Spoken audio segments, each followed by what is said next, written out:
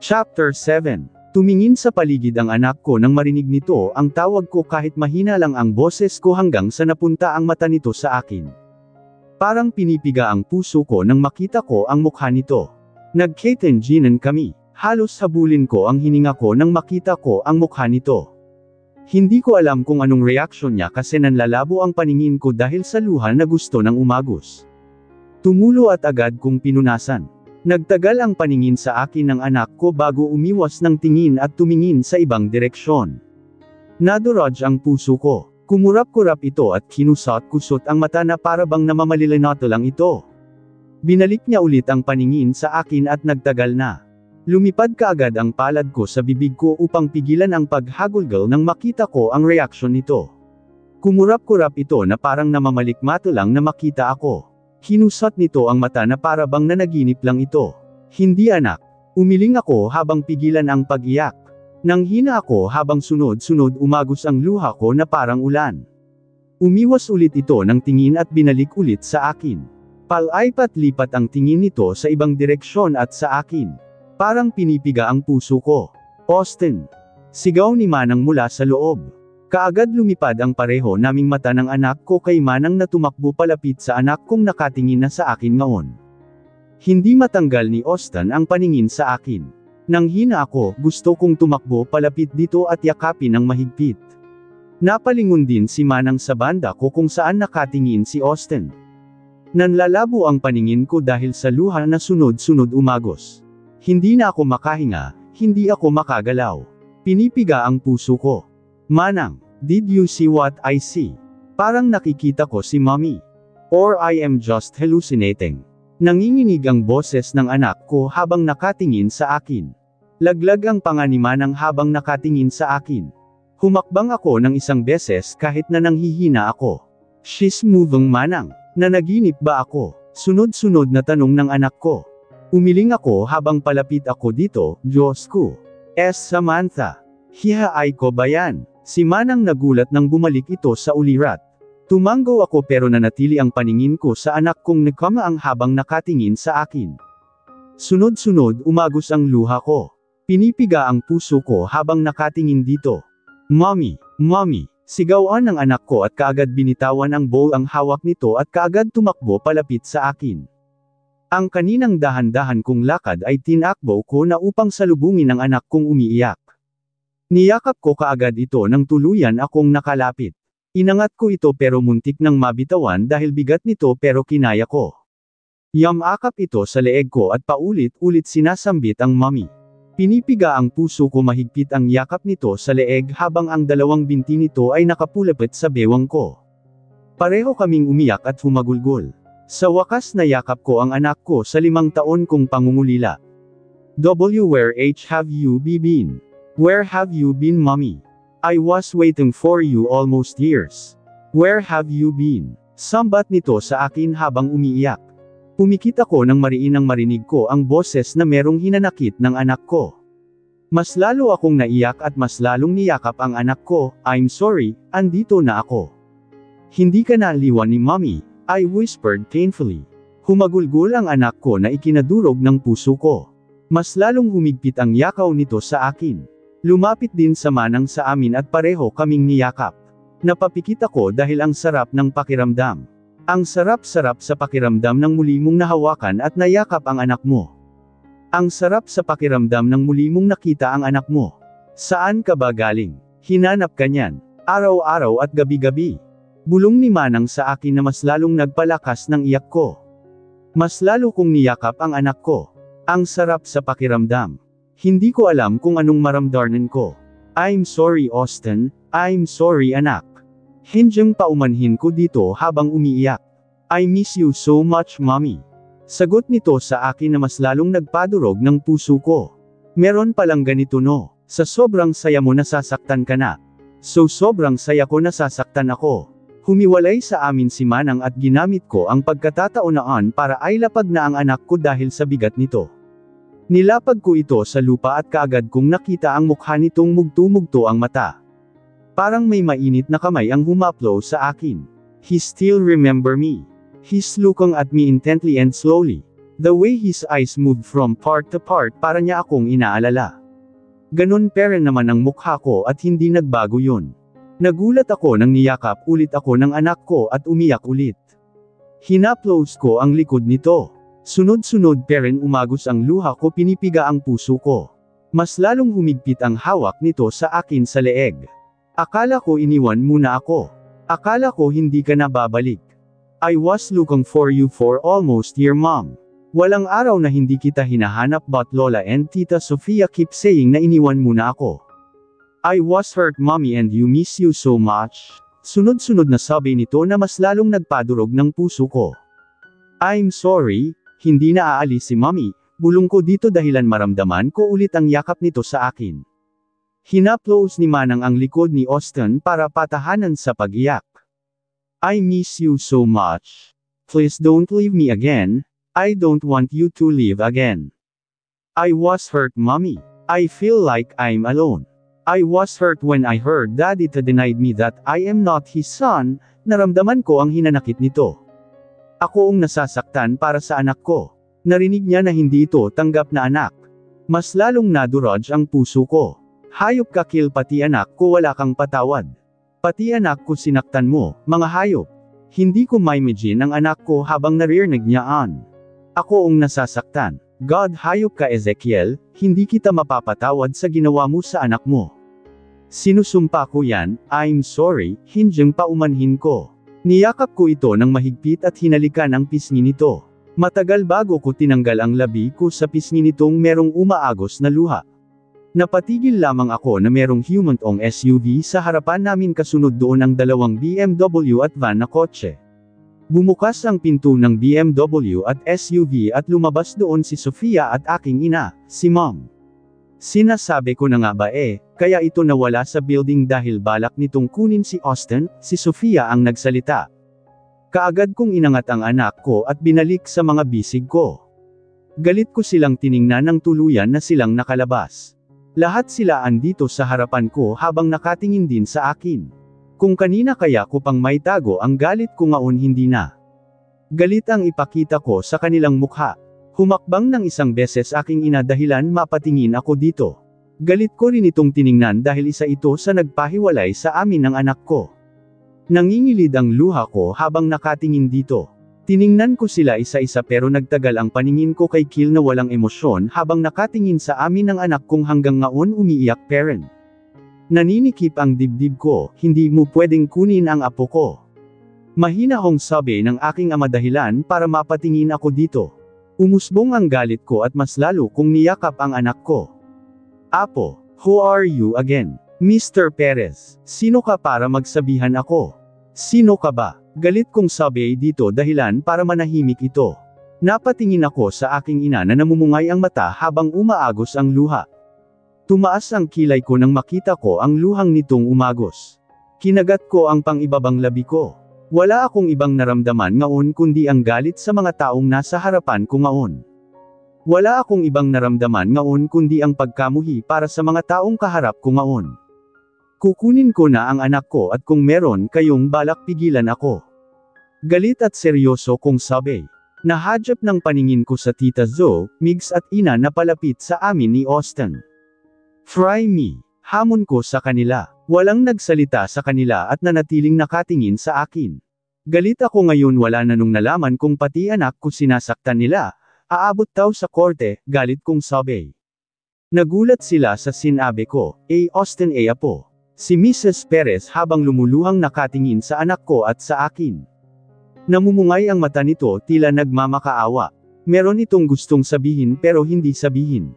I hate you, Lola. You never treated me as your grandson. Hinanakit ng anak ko. Napapikit ako nang marinig ko ang hinanakit na boses. Natahimik ang aking ina sa tinuran ng aking anak. Natahimik talaga silang lahat at ginamit ko ang pagkakataon para makaalis na. Let's go, Manang, sumama ka na, sabi ko kay Manang at kaagad itong sumunod sa amin. Hinagis ko ang susi ko kay Migs, hudyat na siya na magmaneho ng kotse ko. Hindi ko na sila tiningnan at kaagad akong pumasok sa van na kasunod si Manang at sina Tita. Napapikit ako dahil makakatabi ko na ang anak sa pagtulog. Hinalikan ko ito sa noo. Sinundan ko sila ng tingin habang nakatalikod ito sa amin. Lumipad ang tingin ko kay Austin na umiwas ng tingin sa akin at mas lalong siniksik ang mukha nito sa leeg ni Sam. Bumigat ang dibdib ko na hindi ko alam kung anong dahilan. Mas lalo itong yamakap kay Sam. Hindi ko alam kung bakit bumibigat ang dibdib ko. Narinig ko kaagad ang mumunting hagulgal ni tita. Tiningnan ko at nakita kong nilapit na ito ni Sofia. Binalik ko ulit ang paningin ko sa likod ni Sam hanggang sa makapasok na ito sa loob ng van. Hindi ko alam kung bakit labag sa loob ko. Anak ko nga ba si Austin? Wala akong naalalang merong nangyari sa amin ni Sam. Meron nagbabulong sa akin na anak ko siya at meron naman nagsasabi sa akin na hindi pero mas pinaniwalaan ko ang hindi ko anak dahil wala talaga akong naalala. She's desperate. Nagpabuntis sa iba para lang ipaako sa akin para may kasal kami. Nilagpasan kami ng van ng ilang sandali. Sinundan ko sila ng tingin hanggang sa hindi ko makita ang van dahil lumiko na ito. Napatingin ako sa aking ina na lumapit sa akin. Wala rin akong alam kung naniniwala rin ba si mama na anak ko si Austin dahil sa nakita nitong picture ni Sam kasama ang ibang lalaki na nakahiga sa parehong kama. Dun palang pinagdududahan ko ng anak ko si Austin dahil totoo nga ang pagkakilala ko ito. She is a slut. Napabilang ako kina tita na pumasok na sa loob habang nakasunod si Sofia at Danica. Nalwan kami ni tita dito at ni mama habang nakatingin sa gate nila. Bumaling ako kay tita at nakita ko kung paano pamatla ang mukha nito. Hindi ko alam kung gaano kasakit ang mga salitang binitawan ni Sam. Hindi ko ma-imagine kasi wala pa akong anak. Labag sa loob ko ang naisip ko. Parang ang bigat sa dibdib habang iniisip ko pinilig ko na lang ang ulo ko at hindi na pinansin. Pumasok kami sa bahay nila tito nang pareho-pareho kaming nahihinasmasan. Umupo ako sa pang-isahang sofa habang pinagmasdan lang silang tulala na parang ang lalim ng iniisip. Mom, wag ka na malungkot, don't worry, bibigyan ka namin ni Kill ng apo na kahit anong gusto mo. Biglang basag ni Sofia sa katahimikan na namagitan sa amin. Nagulat ako sa sinabi nito at hindi nakapagsalita. Si Austin lang mom, for sure anak ng ibang lalaki, kilala niyo ang kapatid ko. Speaking of, kilala mo ang lalaking kasama ni Sam sa hotel noon Sofia? Bigla ang tanong ko. Kumunat ang noo ko nang makita kong kinabahan ito. Hinintay ko ang sagot nito, kilala mo Sofia? Tanong din ni mama. Nakita ko kung paano namutla si Sofia. Kumunat ulit ang noo ko at mataman itong tiningnan, yes, hindi ko naman alam na magiging kabit siya ni Sam Totoong meron silang relasyon dahil sinama niya pa, natahimik ako doon at unti-unting kinuyam ang kamao. Umalis din kami kaagad doon. Nasa kandangan ko ang anak ko habang nakahiga ang ulo nito sa dibdib ko. Hinalikan ko ito sa noo at pumikit ng mariin at dinamdam ang sarap sa pakiramdam habang kayakap ang anak mo. Tumulo ang isang butil kong luha dahil sa saya. Masaya ako at hindi ko mapigil ang hindi maiyak. Tahimik lang sina tita habang nakatingin sa amin. Hindi na ako makapaghintay na kasama ang anak ko. 5 taon ko itong hindi nakasama at nayakap. 5 taon ang pangungulila ko dito. Ngayong nasa bisig ko na ang anak ko ulit, wala na akong pangamba pa. Hinding-hindi na nila makikita ang anak ko. Tinanggal ko na ang labi ko doon. Tumangala sa akin ang anak kong mugto-mugto, peren ang mga mata. Ngitian ko ito at niyakap pa ng mahigpit. Ilang sandali pa narating din namin kaagad ang mansyon ni tita dito sa Pilipinas. Where are we? Tanong bigla ng anak ko. Kinarga ko ulit ito. Kahit na ang bigat-bigat na nito ay kinaya ko paring nakargahin ito. Dito tao titira, sagot ko dito. Naninikip ang dibdib ko kasiyahang naramdaman ko. Kala ko naninikip lang ang dibdib kapag nasasaktan ka pero naninikip din pala kapag sobra kang masaya. Pumasok kami sa mansyon. Hindi ko tinantanan ang anak ko. Hindi ko ito binitawan hanggang gabi. Hindi ako umalis o lumabas ng bahay. Kahit na panay ang tawag ng mga katrabaho ko sa Paris. Hindi ko sila pinansin. Katabi ko ang anak ko sa kama ngaon. Nakayakaw dito sa akin habang nagbabasa ako ng story. Kumakain ito ng cookies na binake ko kanina. Ang sarap sa pakiramdam kapag ganito. Pansamantala kong nakalimutan ang lahat ng problema at galit ko nang nakasama ko ang anak ko. Nakalimutan ko ang lahat nung nakasama ko ang anak ko. Kung panaginip man ito, please don't wake me up. I'm scared na mawala ka na naman sa paningin ko. I'm scared na baka paggising ko wala ka na sa tabi ko, nanghihinang sabi ng anak ko at yamakap na sa akin. Pinipiga ang puso ko nang marinig ko ang sinabi niya. Hinalikan ko ito sa ulo sa kaniyakap din. Tumulo ang luha ko. Nasasaktan ang anak ko at alam ko doble-doble para sa ina ang sakit kapag nakita mo ang anak mong ganito. Ngumiti ako ng mapait at hindi ko maiwasang hindi magtanong na paano kaya nagawa ng sarili kong ama. Paano kaya nagawa nilang ipagtabuyan ako? Basta ako. Hinding-hindi ko gagawin kay Austin. Hinding-hindi ko gagawin. Hindi ito panaginip anak. I whispered saka ko pinunasan ang luha ko. Nilapag ko ang libro sa side cabinet pagkatapos ng story. Kinuha ko makapal na comforter at tinaban namin ito sa katawan namin ng anak kong mulat na mulat parent. Nasa braso ko ang ulo ni Austin at ginawang unan. Hinalikan ko ulit ito sa noo bago ako bamulong. Let's sleep. I promise paggising mo andito parent ako sa tabi mo. Matagal bago ako nakatulog sa Gabe kasi ayaw matulog ng anak ko dahil natatakot itong paggising nito wala ako sa tabi nito kaya naman paggising nito kaagad itong yamakap sa akin dahilan para mapangiti ako. Nang makita niya ako sa umaga, kaagad itong bumangon, tumalon at yamakap sa akin. Good morning baby, bulong ko dito. Hinalikan ko ito sa pisngi. Nangingilid ang luha ko dahil halos hindi ako makapaniwala na nasa bisig ko na ang anak ko sa 5 taon kong pangungulila. I miss your morning face mommy, I miss you so much. Now I know this is not a dream. Sabi nito at mas lalong pinulupot ang binti nito sa bewang ko. Tumawa ako ng mahina pero hindi nakatakas sa akin ang pagtulo ng isang butil kong luha pero kaagad ko din itong pinunasan. Bumaba ako sa kama habang nasa bisig ko parent saka kami lumabas ng kwarto. Bumaba Carney sa hagdan at dumiretso sa kusina at tumambad sa akin si Tita, Migs, Ina at Manang. Lumapit ako sa kanila. Nilapag ko ang anak kong nakatingin sa kanila bago ko sila nilapitan at isa-isang hinalikan sa pisngi. Hi Austin, si Migs na sinubukan makipag-close sa anak ko. Tumanggo ang anak ko at umiwas ng tingin. Ngumiti ako saka ko nilapitan ang anak ko. Hindi ko pa sila napakilala, nakalimutan ko kahapon. Kumuha ako ng cookies at gatas saka ko nilapag ito sa harapan ng anak ko. Are you ready? Biglang anong ni tita na ikinakunot noo ko. Kumuha ako ng fish fillet at kung ano-ano pang nakahain sa mesa. Ngaon ang simula ng shooting mo sa beach, remember kahapon? Napahinto ako. Napapikit ako ng muntik ko nang makalimutan ang trabaho ko sa kanila. Nilapag ko ang utensil ko at tiningnan si tita. I am. Sagot ko na lang. Nagsimula akong kumain. Tiningnan ko ang anak kong kumakain na. May iwan ko na naman. Kahapon ko lang ito nakasama tapos may iwan ko na naman. Nakaramdam kaagad ako ng lungkot. Magpapaliwanag na lang ako mamaya. Sa building ng Valerian muna tao didiretso dahil ang napag-usapan kahapon pagkatapos mong umalis. Nakinig lang ako kay tita sa mga sinasabi nito at ganun din sina Migs.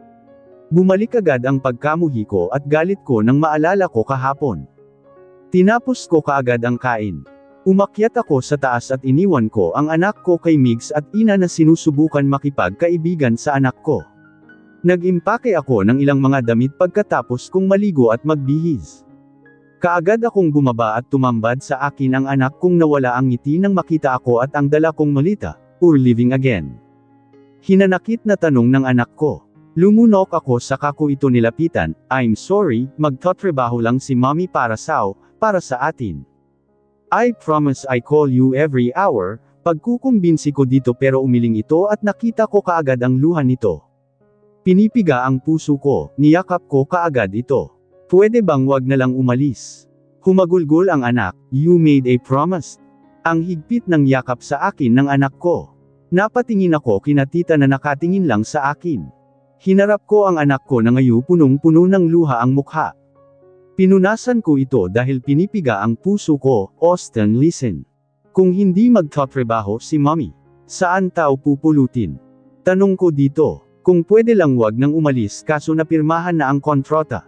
We made a promise na magtatrabaho kami doon at kailangan namin sundin kung ano ang nakasaad sa kontrata. Hindi sumagot ang anak ko. Ngumiti ako dito saka ko kinuha ang bagong phone na kakabili lang kanina. Kinuha ko ang box at binuksan ito. Pinakita ko sa anak ko ang phone saka laptop na nasa salamin na mesa. I promised, I call you every hour, I call you. We will FaceTime every hour. Pagkukumbinsi ko dito pero hindi parent sumagot ang anak ko. Naninikip ang dibdib ko, please, niyakap ko ito ng mahigpit at naramdaman ko kaagad ang pagtango nito. Napangiti ako, he's smart, naintindihan niya ang sinasabi ko. Hinalikan ko ang baba ng tenga nito, promised, tumango ako bilang sagot. Tumaw ako at tiningnan si Manang na nakatingin lang sa amin. Manang, wag na wag mong palalabasin, kahit anong mangyar, wag kayong lalabas. Bilin ko dito, tumango si Manang at niyakap ako. Tiningnan ko ulit ang anak ko saka isang beses niyakap ko ito. Tumayo na ako at kinuha ang malita ko. Diretso-diretso ang lakad ko dahil kung makikita ko ang mukha ng anak ko baka hindi na ako aalis. Pumasok kaagad ako sa van at tumulo kaagad ang luha ko. Senaryo na nila ang pintuan ng van at umalis na kami doon. Biglang tumunog ang phone ko sa mula gitna ng biyahe. Sinagot ko ito at tumambad kaagad sa akin ang mukha ng anak ko. Kakaalis lang namin pero kaagad itong tumawag. Nilayo ko ang camera sa mukha ko nang sunod-sunod umagos ang luha. Talagang na-trauma ito simula nung umalis ako. Pakiramdam ni Austin nag-iisa na lang ito noon nung iniwan ko siya. Pwede bang bumalik na lang? Tinakpan ko ang bibig ko at naramdaman ko kaagad ang haplos ni tita sa likod ko. Natatakot na si Austin na umalis ako. Pinunasan ko ang luha ko saka ako humarap sa camera, "Huwag mong patayin ang video call mom, I wanna see you." Sabi nito sa kabilang linya. Sunod-sunod ang pagtango ko at sinunod nga ang sinabi nito kahit na narating na namin ang building. Wait, sabi ko sa anak ko nang bumukas ang van. Hindi na ako lumabas at nanatili na lang sa loob pero kailangan naming lumabas. Hawak ko ang phone ko habang naglalakad ako pero hindi ko na pinakita sa anak ko ang mukha ko. Lumakad kami sa mahabang lobby bago namin narating ang conference room. Kompleto na silang lahat at kaagad napunta ang mata nila sa akin. Umiwas ako ng tingin at umupo na lang sa isang swivel chair. Tinago ko ang phone ko sa ilalim ng mesa at doon nakipag-FaceTime sa anak ko. Ngumiti ako dito ng ang donges ng mukha nito dahil sa cookies. Excuse me sir, gusto ko lang malaman nyo na nauna na po ang mga tauhan sa venue. Nawala ang paningin ko sa phone at napatingin sa banda ni Kill na nakaigting ang panga at madilim ang paningin sa akin. Tumaas ang kilay ko. Umiwas ako ng tingin sa nakaigting na panga ni Kill. Hindi ako nakinig sa mga sinasabi nila. Nasa ibaba ang paningin ko habang nakatingin sa anak kong nakatingala sa kabilang linya. Prepare yourself, after 10 minutes aalis na tao, malamig na sabi ni Kill. Tumayo ako at lumabas. Hindi ako lumingon doon. Nagpunta ako sa Cree. Tinanong ko ang isang babae na hindi ko alam kung sino.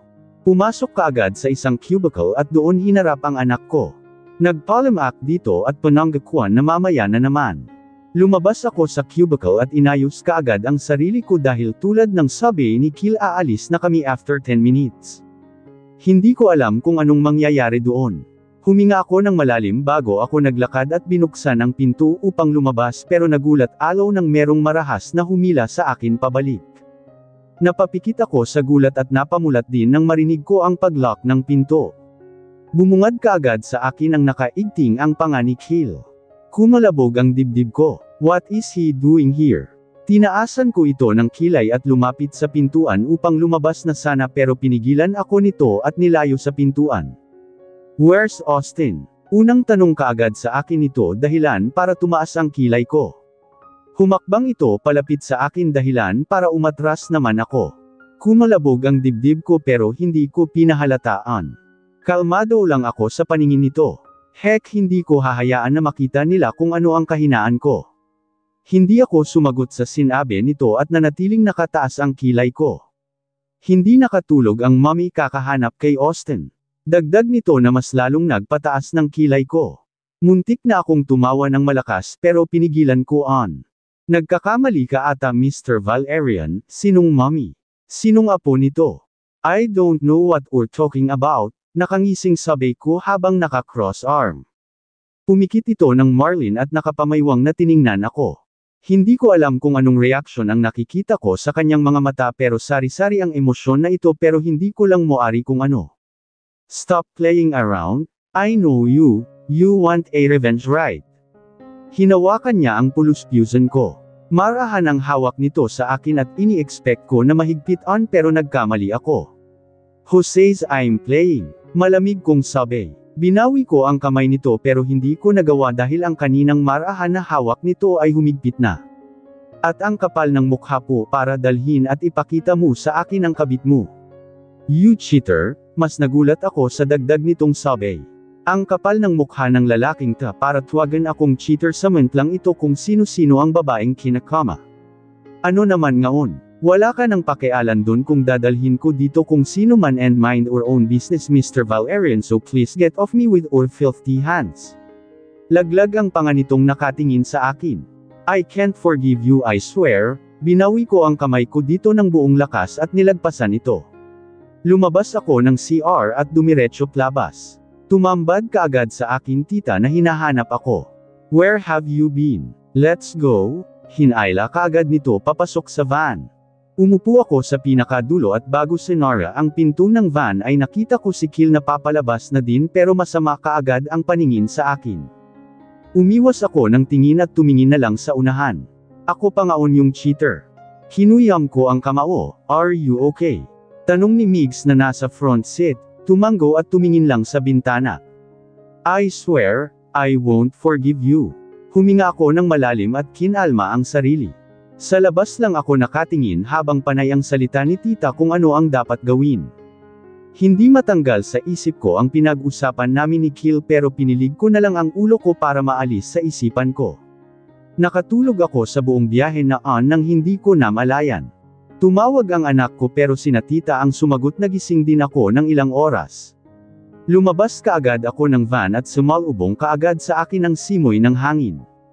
Lumipad kaagad ang nakatakas kong buhok pumikit ako at dinamdam ang simoy ng hangin.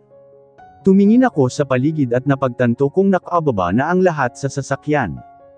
Kinuha ko ang malito ko sa duffel bag ko. Sumunod ako kina tita papunta sa hotel. Dumaan muna kami sa buhangin. Nakasuot ako ng beach dress, sunglasses at sombrero. Hawak-hawak ko ang malito ko habang napatingin sa magandang paligid. Tinanggal ko ang naka-ponytail kong buhok dahilan para magsilaparan na ito. Tumingin ako sa unahan at kaagad lumipad ang paningin ko sa mag-fiancé na kinakausap ang receptionist ng hotel. Umiwas ako ng tingin at napatingin naman ako kay Danica na merong katawagan sa phone na hindi malaw sa akin na parang pinapagalitan ang kausap. Merong katandaan si Danica. Kaedad lang ng magulang ko pero Danica lang ang tawag namin dito dahil nasanay na din. Umiwas ako ng tingin at napunta narnan ang paningin ko kay Kyron na kinukuhan ako ng picture. Umirap ako sa lalaking ta at pumasok na lang sa hotel. Nahihirapan ka ba? Napatingin ako sa nagsalita at nagulat ako nang tumabi sa akin ang aking ina at nasa likod nito ang aking ama. Hindi ko alam kung anong maramdaman ko. Nahihirapan. Maybe I am pero kaya ko naman, ay if you want ako na magdadala ng iba mong dala para hindi ka mahirapan katulad noon. Mas lalo akong natigilan sa sinabi nito. Tiningnan ko ito at tumambad sa akin ang mukha nilang punong-puno ng sakit at lungkot. Tumaas ang kilay ko, no thanks ayokong magkautang ng loob, malamig kong sabi bago ko sila nilagpasan pero napahinto din ako ng, how about Zoe? Nagkautang na loob Karen sa kanya, dagdag nito. Huminga ako ng malalim at tiningnan ito. She's different dahil hindi niya kailanman sinumbat sa akin yan. Hindi siya kailanman nagreklamo. Nakangiting sabi ko at tiningnan si Tita Zoe na ngaong kausap ang manager ng hotel na kasama ang mag-fiancé pero ang kaibahan lang, nakatingin sa amin si Kill at hindi nakikinig. Sana nga siya na lang ang nagluwal sa akin sana nga siya na lang ang magulang ko. Wala sa sariling sambit ko habang nakatingin parent kay tita. Meron parent palang natitirang mabalt sa mundo. Nilingan ko ang magulang ko na nangingilid ang luha. Ang ama ko naman ay nakayuko. Ngumiti ako dito ng matamis. Pinipiga ang puso ko habang nakatingin sa dalawa, siya ang pinaka-the best na ina sa buong mundo para sa akin. She's the best kasi kaduguman o hindi minamahal nito, mariin kong sabi habang nakatingin sa ina ko. What do you think, Mr. Mrs. Perez? I am right. She's the best, pero ang malas ko lang kasi napunta ako sa makasariling pamilya, tinaboy ang anak para hindi lang madumihan ang pangalan, nakangising sabi ko. Umiwas ako ng tingin nang maalala ko ang salitang binitawan nila na hanggang ngaon nasa utak ko parent. Pinipiga ang puso ko. Binalik ko ang paningin sa kanila at tumambad sa akin ang nasasaktan nilang mukha. Humugot ang isang malalim na hininga. Nice one Mr. Mrs. Perez, you did great. Excuse mauna na ako, I smiled weakly and so much painful.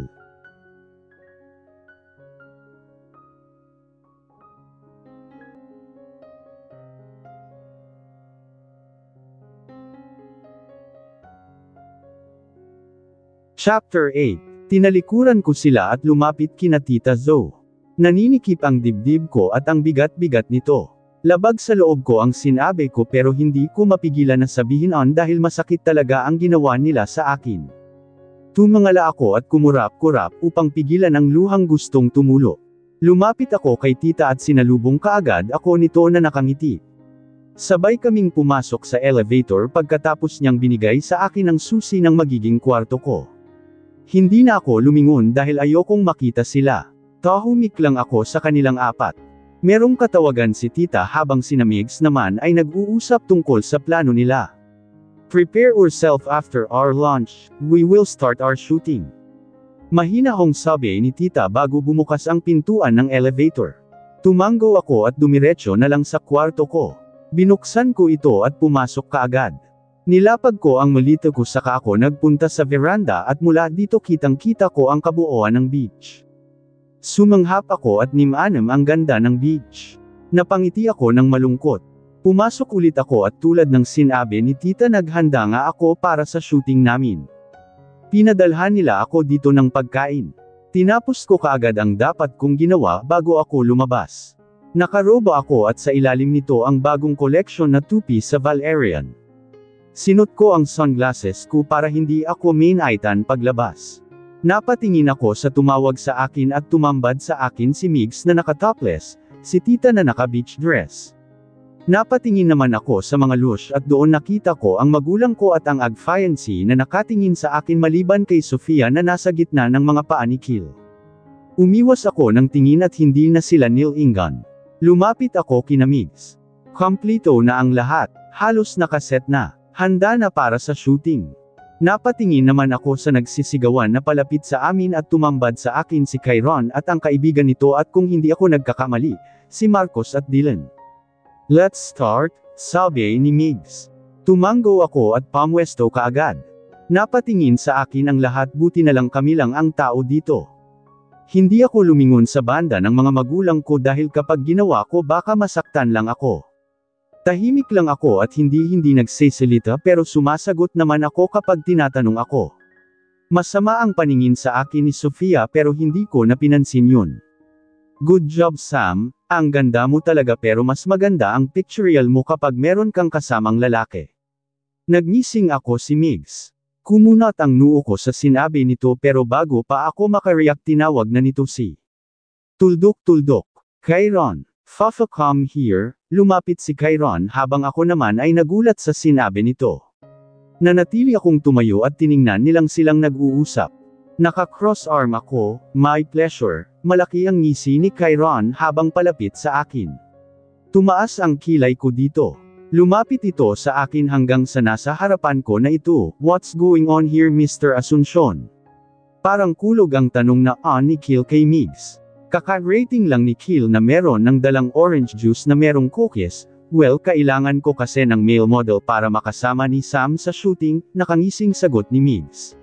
Tumaas ang kilay ni Kill at napatingin sa amin ni Kyron. Ako na. Nagulat kami sa sinabi nito ako ata ang mas lalong nagulat. Nilapag ni Kill ang dala nitong snack sa table ng lush na katabi lang nito. Napatingin ako kay Sofia na tumayo ito at tiningnan ng masama si Kill pero parang wala itong pakialam. No way, sabi ni Sofia na nakabawi sa gulat. Tiningnan ito ni Kill at hindi ko alam kung anong pinag-usapan nila basta umupo lang ulit si Sofia at masama akong tiningnan. Tumaas ang kilay ko dito, alam mo Mr. Valerian. Pwede na sa akin si Kyron. Nakangiting sabi ko habang hinahaplos ang braso ni Chiron. Napatingin doon si Kill at kaagad akong nakita ang nakaigting nitong panga. What? Anong problema ng lalaking ito? Lumapit ako kay Chiron para sana kumapit doon pero hindi ko na tinuloy nang makita kong naghubad ng damit ni Kill at lumapit sa akin. Walang emosyon ko itong tiningnan, hindi marunong si Chiron and I am the boss kaya dapat ako. Seryoso nitong sabi, what dude? Marunong ako, watch me. Hamon ni Chiron pero nakangisi ito. Palaipat-lipat ang paningin ko sa kanila habang naka-cross arm ako. Shut up, tumabi ka. Tinulak ni Kill ng bahagya si Chiron upang makadaan ito at pumunta sa harap ko. Tiningnan ko si Kyle na madilim ang paningin sa akin habang nakatingin sa katawan ko. Ikaw na lang mag-shoot kung ganon, malamig kong sabi bago ko sila nilagpasan. Kahit ang mahawakan ng lalaking ta ay hindi ko gugustuhin lalo na't hindi ko maiwasan ang isipin ang ginawa nito.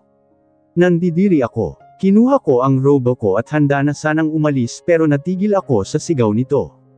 Tumalikod ito at bumalik kung saan si Sofia na hindi na may pinta ang mukha.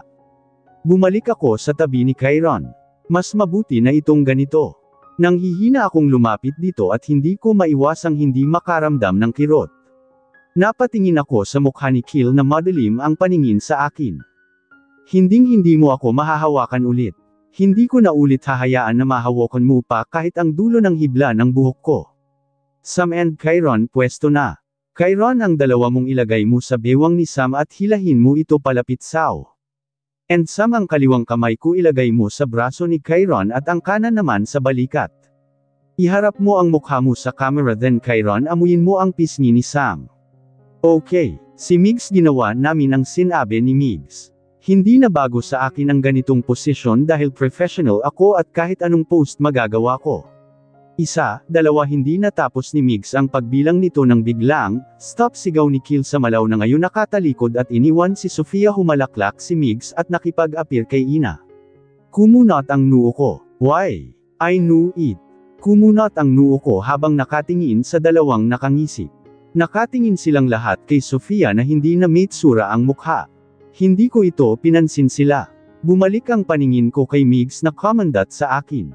Anong bang ginagawa nila? Haninga ako ng malalim, hoy Chiron wag kang abuso, bitawan muna ang bewang ni Sam, na carried away ka na. Mas lalo akong nagulat sa sinabi ni Migs habang tumatawa na nakatingin sa amin. Tiningnan ko ang katawan ko at nakita ko pa ang kamay ni Chiron na nakapulupot sa bewang ko. Tiningnan ko ito at kaagad akong binitawan, "Ops, I'm sorry." Nakangisi nitong sabi habang tinataas ang kamay na nito na parang susuko na. Inirapan ko ito at lumapit kay Migs na hindi matanggal ang ngiti. Let's go back, break muna. Si Tita Zoe. Kinuha ko ang robe ko saka ko ito sinot. Hindi ko sila pinansin kung ano ang pinag-usapan nila. Kinuha ko ang phone ko kay Ina upang tawagan ang anak ko. Kinontak ko ang number ng anak ko habang naglalakad kami pabalik sa hotel. Hi baby miss me, bungad ko sa anak ko nang pagkatapos ng 2 ring sinagot kaagad. Narinig ko kaagad ang boses ni Manang sa dalswang linya. Kinuha ko naman ang headphone ko ulit kay Ina para marinig ko masyado ang anak ko. Pumasok kami sa hotel at dumiretso kami sa restaurant dito. Tumambad sa amin si Kill na nakatalikod sa amin habang nag-uusap ng isang chief. Iniwas ko ang paningin doon at napunta ang mata ko sa magulang ko na nakatingin sa akin. Hinanap ng mata ko si Sofia pero hindi ko ito makita kasama si Danica. Nagkibot balikat ako dahil wala akong pakialam sa babaeng on dahil alam ko darating ang panahon malalaman ng lahat kung ano ang ginawa nito. Umupo ako sa tape ni Tita Zoe na merong kausap sa phone. Pag-uwi natin galing sa trabahong ito, I have a work. Well, hindi naman ako nawawala ng trabaho pero iba ito. Kinuha ako ng isang billionaire na businessman na si Mr. Montenegro upang sukatan ang anak nito ng isang gown. Si Tita na kinukwento sa akin ang gagawin nito pag-uwi. Montenegro. Kilala ito sa buong mundo kahit napilit nilang maging low-key. Is that Kyle Xavier Montenegro? Si Migs nagulat din. Yes, nagpapasukat ng damit sa anak nitong babae, sabi ni Tita. Napatingin ako sa mga waitress na naglalapag na ng pagkain. Sasama ako, tumanggo si Tita bilang sagot sa sinabi ni Migs. Nilagyan ni tita ang pinggan ko ng pagkain. Napatingin ako sa paligid at dun ko lang napagtantong nakatingin sa amin lahat. Binaliwala ko ito at kumain na lang. Where's Sofia Kill iho? Biglang tanong ng kaibigan niya. Nanatili ang paningin ko sa pagkain at hindi na nag-angat ng paningin. I don't know. Nasa suite namin I guess. Rinig kong malamig na sabi ni Kill. Kahit anong pilit kong wag makinig, naririnig pa rin ng tenga ko. Narinig ko ang sipol ng kung sino, nanatiling nasa tawag ang anak ko at wala akong ibang ginawa kundi ang makinig dito kung ano ang ginawa niya dito pero nababaling talaga ang tenga ko sa pinag-usapan ni Nakil.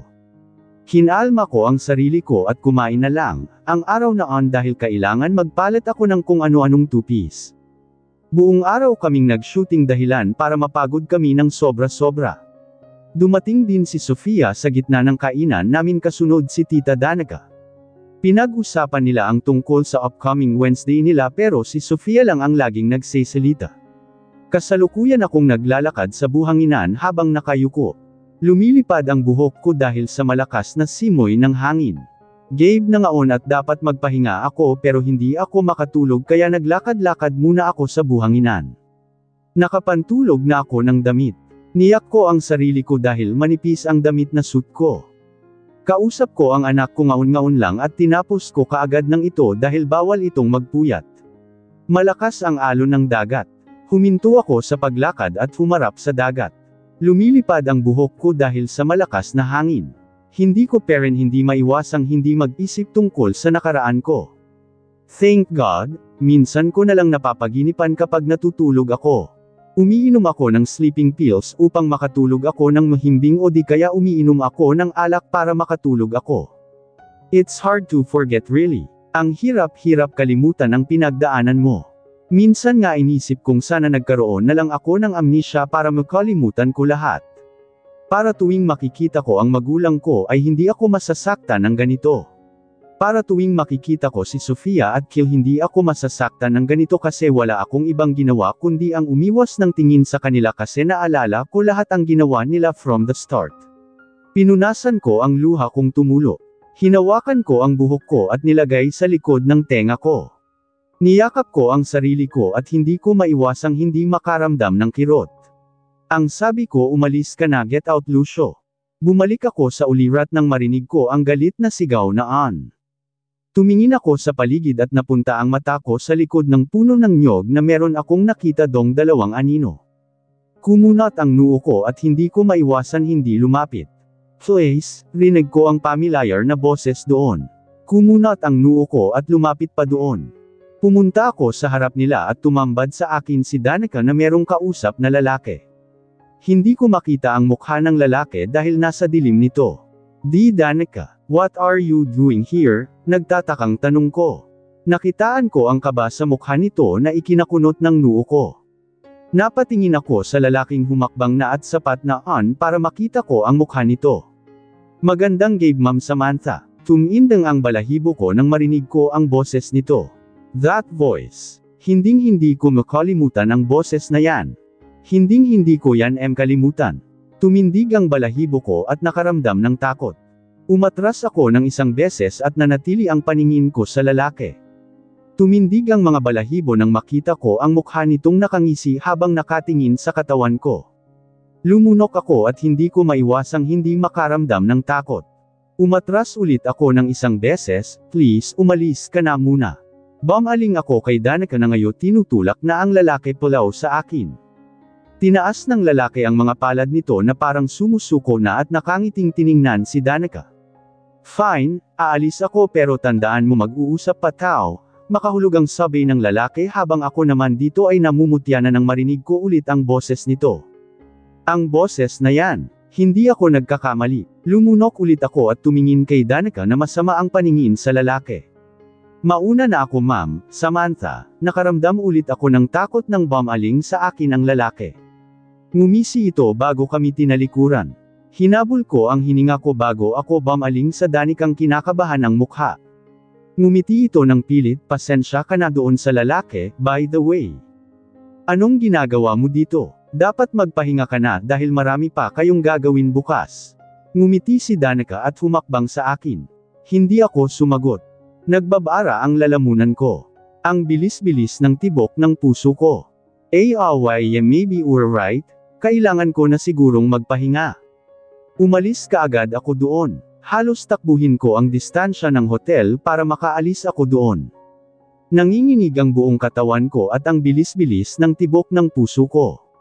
Napatingin ako sa likuran ko habang ang bilis ng lakad ko dahil pakiramdam ko merong sumusunod sa akin at nakatingin sa akin mula sa malaw. Hindi ko gusto ang pakiramdam na ito. Tinakbo ko na ang hotel. Natatakot ako. Kaagad akong pumasok. Kunti na lang ang tao at tanging mga empleyado na lang. Napahawak ako sa puso ko at kaagad akong pumasok sa elevator. Nanginginig ang kamay ko habang pinindot ang number ng palapag kung saan ang kwarto ko. Halos hindi ako makahinga ng maayos na kahit anong exhale at inhale ko at hindi babalik sa normal ang hininga ko. Lumabas kaagad ako sa elevator at kaagad tinakbo ang distansya ng kwarto ko pero bago ko pa itong buksan ay merong marahas na humila sa akin dahilan para mapasigaw ako ng malakas. Please wag mo akong hawakan. Please bitawan mo ako. Sunod-sunod umagos ang luha ko habang nakatikip ang palad ko sa mukha ko. Sam, please wag please, pagmamakaawa ko dito at mas lalong sumiksik sa pintuan kung hindi pa bukas. Natigil lamang ako sa sigaw na on. Napalingon ako dito at tumambad sa akin si Kyron na punong-puno ng pag-alala. Bumuhos ang luha ko at hindi ko mapigil ang hindi ito yakapin. Sunod-sunod umagos ang luha. Nakakatakot. Isang bagay na hindi ko gustong mangyar. Akala ko ibang tao na. Humagulgol ako. Nung una nagulat si Kyron sa ginawa ko pero wala na akong pakialam doon. What happened? Wait, I take you to a room. You're so cold. Bulong sa akin ni Kyron pero parang nawala ako sa sarili. Hinayaan ko si Kyron at kung pwede lang request na dalhin ako sa kwarto ni Tita Zoe ay ginawa ko na pero hindi ako nakapagsalita dahil nagbabara ang lalamunan ko. Inis akong bumangon sa kama nang napagtanto kung hindi ako makatulog. Tiningnan ko si Sofia na ang himbing ng tulog sa tape ko. Nagsuot ako ng shirt bago ako lumabas. Naka-boxer lang ako kapag natutulog. I can't stop thinking about Samantha. Damn it, what happened to me? Binuksan ko ang pintuan ng kwarto namin ni Sofia. Gusto kong magpaangin o uminom ng alak para makatulog ako. Lumabas kaagad ako lalakad na sana nang nakita ko si Sam at ang kaibigan kong magkayakap. What the sumalubong kaagad ang kilay ko nang makita ko sila. Nakaramdam ako ng galit na hindi ko alam kung para saan. Nakakuyom ang kamao ko habang nakatingin dito. Tenjina Samantha, wala kang sinasanto pati kaibigan ko nilalandi mo. Nagtago kaagad ako at kung makakapatay lang ang tingin ko kanina pa sila tumihayang pareho mas lalo akong nagulat nang pumasok sila sa kwarto. Kumunat ang noo ko at hindi ko maiwasang hindi makaramdam ng kaba at kirot sa puso na hindi ko alam kung para saan. Lumapit ako dito nang nakapasok sila. Ang bigat-bigat ng dibdib ko habang palapit dito pero huminto din ng no, baka marinig ko lang ang ungol nila at nakamandiri pa ako at saka, umiling ako at galit na nilagpasan ang kwarto at pumasok sa elevator para bumaba. Mas lalong hindi ako makatulog. Galit kong sinandal ang ulo ko sa elevator at inis na sinuntok ito. Hindi ko maintindi ng sarili ko kung bakit ako ganito. Kung bakit ako naapektuhan ng ganito. Nag-order kaagad ako ng matapang na alak at nilagok kaagad. Gusto kong matulog at kalimutan ang nakita-ki kanina. Sumikip ang dibdib ko at mas lalo kong hinigpitan ang hawak ko sa baso at hindi nagdalawang isip na ininom ito. Kahit gaano karami ang alak na ininom ko ay wala pa ring talab sa akin. Kaya naman puyat na puyat ako paggising ko. Hindi ako nakatulog buong gabi. Nanatili akong nasa hamba ng pintuan namin ni Sofia habang naghihintay na lumabas si Kyron. Malilintikan ka sa akin, Kyron. Bigo ako nang hindi ito lumabas. Gising ako buong gabi kahit na lasing ako. Bumaba kaagad ako upang makakain na. Dumiretso ako sa restaurant dito sa hotel at nakita kong kompleto na ang lahat.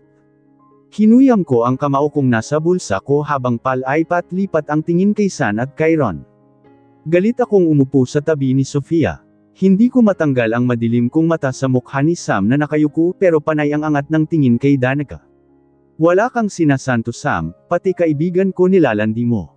Umiling ako at kumain na lang dahil sa sobrang disappointed ko dito pero hindi ko gusto ang nararamdaman ko. I don't like it. Natapos kaagad namin ang breakfast ng ilang sandali. Tahimik lang ako dahil hindi ko pa nakalimutan kagab. Tumayo kaming upang simulan na ang trabaho. Lumabas kami ng hotel pero sinalubong kaagad kami ng napakaraming reporters. Lumapit sila kung si Sam at agad pinaunlakan ng tanong, "Totoo po bang nagahasa po kaw, miss?" "Totoo po na nakidnap po kaw." Nabihingi ako sa tanong naan. Hindi ko pinaalis si Kyron sa kwarto ko kagab dahil sa takot. Sofa ito habang ako ay mulat na mulat pa at hindi makatulog. Bumuhos ang luha ko kagab sa mga nangyari sa akin sa 5 taon. Alam kong hindi ko pa masyadong kilala si Kyron pero alam kong mabait ito at ramdam ko an. Nagising ako kinabukasan na tulala. Dahil sa tagal kong natulog ay napuyat ako. Sabay kaming bumaba ni Kyron sa baba. Ramdam kong gusto niyang magtanong kung anong nangyari kagab pero pinigilan niya ang sarili niya. Tulala akong lumapit ikinatita saka ako umupo habang nakayuko. Tumingin ako sa mukha ni Danica na nakatingin din sa akin habang nakangiti at sininyasan akong kumain. Umiwas ako ng tingin dahil sa nakita ko kagab. Nanatili ang mata sa pinggan kung wala pang laman. Nanginginig ang buong katawan ko at pakiramdam ko kapag nagsisalita ako ay manganginig ang boses ko ng husto. "Are you okay? It's Samantha," biglang sabi ni Kyron na nasa tape ko. Nilagyan niya ng pagkain ang pinggan ko. Tumingin ako dito at ngumiti ng pilit bago ko tiningnan si Danica. Sana naman mali ang iniisip ko. Sana naman mali ang hinaila ko dito. Nagsimula akong kumain habang nakayuko, maingay sila pero tahimik lang, ganun din si Kyron at Danica, buti na lang at walang nakapansin. Gutom ako na hindi pero alam kong kailangan kong kumain. "Where's Kill Sofia?" Sa tanong naan ng aking ina ang pagdating enman ni Kill. Hindi ko ito tiningnan. Hindi na ako nag-abalang ang angat pa ng tingin dito pero ramdam ko ang mariing tingin nito sa akin na nanood talaga sa sistema ko. Hindi ko pinansin dahil lumilipad ang isip ko sa ibang bagay. Kahit nanghihina ay tumayo ako kasunod sa kanila pagkatapos naming kumain at pinunasan ang labi ko ng table napkin. Tahimik lang akong sumunod sa kanila na lumabas sa hotel para simulan na ang shooting pero nagulat kami sa sumalubong sa amin. Mga reporters. Shit. Paano nakapunta at nakapasok ang mga reporters dito? Pero bago pa ako makareact kaagad nila akong nilapitan at dinumog ng mga sunod na tanong na nagpahina sa akin. "Totoo po bang nagahasa kaw, miss? Totoo po bang nakidnap kaw?" Dahil sa gulat na mga tanong nila hindi ako nakasagot. Nahihilo sa mga kamera na tumatama sa mukha ko sa sobrang malapitan. Kumalabog ang dibdib ko. Tinakpan ko ang mukha ko gamit ang palad ko. Mas lalong dumami ang tanong nila tungkol sa nangyari sa akin noon. Paano nila nalaman? Tumawag ka ng security, sa dami ng nagsalita kay tita lang ang narinig kong boses.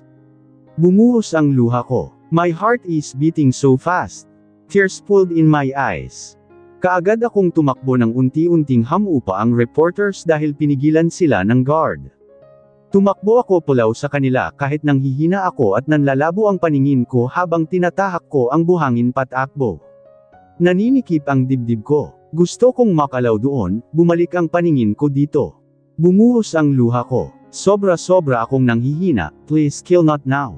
Mahinahong sabi ni Tita Zo, bumaling ulit ako kay tita na ngayon lumuluhang nakatingin sa akin tila nagmamakaawa na lumapit ako yakapin. Hindi ako lumapit. Sam, damn it, tell me. Is it true? Matigas na tanong ngaon ni Kill. Napatingin ako dito at hindi ako makapagsalita. Malaw kami sa mga tao dahil pinipigilan sila ngaon ng mga bodyguard ni Kill at ni tita. Tumango ako. Kaagad kong nakita ang paglipad ng kamay ng aking ina sa bibig nito at nanlaki ang mata sa akin. Yumuko at nanginginig ang balikat ko sa pag-iyak, ginahasa ako, nanginginig ang boses ko at nanghihina. Kaagad kong narinig ang sigaw ni tita upang pigilan ako sa pagsalita dahil alam nito kung gaano ako naapektuhan tuwing naalala ko. Ginahasa ako ng paulit-ulit, binugbog ako at binaboy ng paulit-ulit at tinapon sa ilog nang wala na akong malay at wala ng lakas, I said painfully. My heart slowly break into pieces. Narinig ko kaagad ang singapan nila. Nanatili akong nakayuko habang humagulgol. Narinig ko ang mumunting iyak ni tita habang tinatawag ang pangalan ko upang pigilan ako sa pagsalita. Pumikit ako at muling bumuhos ang alaala sa akin. 5 taon ang nakalipas. Simula hanggang na-trauma inalala ko at hindi madali ang pinagdaanan ko. After you pushed me away dad. Unti-unti kong inangat ang pinakamamahal kong ama. Ang iniidolo kong ama. Nakatingin ito sa akin at hindi ko alam kung anong reaksyon dito dahil nanlalabo ang paningin ko. Nasasaktan ako habang nakatingin dito. Ang sakit ng ginawa nyo. Pagkatapos nyo akong pinagtabuyan, pagkatapos nyo akong pinakaladkad sa tauhan nyo, pagkatapos nyo akong pinagsarhan ng pinto, pagkatapos nyo akong pinagsarhan ng gate, may isang huminto sa harap ng gate at kaagad akong kinuha. Humagulgol ako habang sinasabihan. Hindi ko tinanggal ang paningin ko sa aking ama na nagkamaang habang nakatingin sa akin. Muling umalangaw-ngaw sa utak ko ang sinabi nito na mas lalong nagpadurog ng puso ko. Tinanggalan niya ako ng pangalan. Tinanggal ang Perez sa pangalan ko. Kinalimutan. Ang sakit nun kasi nanggaling sa pamilya mo na akala mo papakinggan ka. Na akala ko maiintindihan nila ako pero mali ago, pinasok nila ako sa van, sinuntok ang tiyan ko para hindi ako makapanlaban. Takot na takot ako sa gabing on. Takot na takot ako sa mga araw na on. I was scared, really scared. Takot na takot dad, mom. Iyak ko dito habang nakatingin sa kanilang lumuluhang nakatingin din sa akin. Alam nyo hindi ba, tinawagan kaw nung kidnapper tinawagan kaw pero anong ginawa nyo? Right dad and kill. Alam nyo hindi ba, sabay ko nang punong-puno ng hinanakit ang boses ko habang nakatingin sa ama ko at kay Kill na nakakuyom ang kamao habang nakayuko. Hindi sila nagsalita at narinig ko kaagad ang hagulgal ng kung sino. Binabaan mo ng telepono Kill, binabaan mo ng telepono ang kidnapper. Hagulgal kong sabi habang nakatingin kay Kill na nakayuko. Pinunasan ko ang luha pero walang silbi. Umaagos ito ng walang tigil. Ang sakit-sakit para sa akin. Bumaling ako sa aking ama na lumuluha habang nakatingin sa akin. Paano mo nagawa sa akin to dad? Paano mo ito sa sarili mong anak? Ang sakit-sakit ng ginawa mo. Ang sakit-sakit ng ginawa nyo. Alam mo rin dad diba? Tinawagan Karen ng kidnapper pero binaliwala nyo. Hindi kaw nakinig. Kao na lang ang pag-asa ko noon pero anong ginawa nyo? Binaliwala ninyo kaya yun ginahasa ako ng paulit-ulit hanggang sa magsawa sila. Tinaboy nyo ako at alam mo ba kung gaano kasakit para isang anak na katulad ko? Humagulgol ako sa harapan nila. Wala akong pakialam kung nakikita nila akong ganito kasi ang sakit na matagal ko ng kinimkim ay hindi ko na maitago. Ang sakit-sakit dad, ang sakit-sakit ng ginawa nyo sa akin ni mommy, daig ko pa ang pinatay sa ginawa nyo. Ang sakit ng ginawa nyo sa akin ang salt tago sa buto. I said so much painful while crying, tago sa buto ang ginawa nyong sakit sa akin, pati ang anak kong nag-iisang pinaghahawakan ko ay nilayo ninyo sa akin. Ang anak ko dad nilayo nyo sa akin. Si Austin na lang ang meron ako pero nilaw nyo siya sa akin, pati ba naman anak ko kukunin ninyo sa akin? Wala kayong awa at pati anak ko sinaktan nyo. Wala kayong pinagkaiba sa mga taong nagkidnap sa akin, pareho-pareho kayong walang puso. Pareho-pareho kayong masasamang tao, mas lalong bumuhos ang luha ko. Humagulgol sila. Tumingin ako sa magulang kong umiiyak habang nakatingin rin sa akin. Ang sakit-sakit. Ang sikip-sikip sa dibdib. Tago sa buto grabe. Mas lalo akong humagulgol. Halos hindi na ako makahinga. Sila kung saan sila nakataw habang nakatingin sa akin. Yumuko at tinapkan ko ang mukha ko gamit ang palad ko habang umiiyak. Sam, come here tama na. Rinig ko ang ulit ang paghagulgal ni tita. Nanatili akong nakayuko habang umiiyak. The muffled sobs wrecked against my chest, destroying everything inside me. Umiiyak ako at hindi ko mapigilan. Masakit parent. Mahal na mahal ko ang magulang ko. I love them so much. Lahat ng gusto nila ginawa ko para lang maging proud sila sa Alon. Hindi ko lang inaasahan na pangalan parent pala ang importante. Ang sikip-sikip sa dibdib. Durog-durog na ang puso ko, yung tipong wala ng pag-asa para mabuo. I cried more reason I can't breathe properly. I'm sorry. Rinig kong sabi ng aking ama habang nanghihina at humagulgol na nakatingin sa akin. Ramdam kong gusto itong lumapit pero umatras ako. Inidolo ko ang lalaking ta. He's the best father for me. Siya ang pinaka-the best na ama para sa akin pero siya rin pala ang pinaka-the best na nanakit sa akin. Umiling ako sa aking ama, save it and keep it, kasi kahit anong hingi nyo ng tawad, kahit paulit-ulit kayong humihingi ng tawad hindi ko kailanman mahanap dito sa puso ko ang kapatawaran na para sa inyo. Walang katumbas na sakit ang pinaramdam nyo sa akin. Grabe Dad, hindi ko maisip na kaya mo ang gawin sa akin. Hindi ako makapaniwala, patuloy sa pag-agos ang luha ko habang sinasabi ko on. Hindi ko maiwasang magtanong kung bakit ako pa ang nakaranas ng ganito. My heart was thumping wildly. It was hurting. Lumunok ako at inangat ang paningin sa ama kong punong-puno ng pagsisisi, galit, sakit, at lungkot ang mga mata. So sad, sarili mong pamilya dinurog ka. Hindi sila nakapagsalita pagkatapos ng sinabi ko.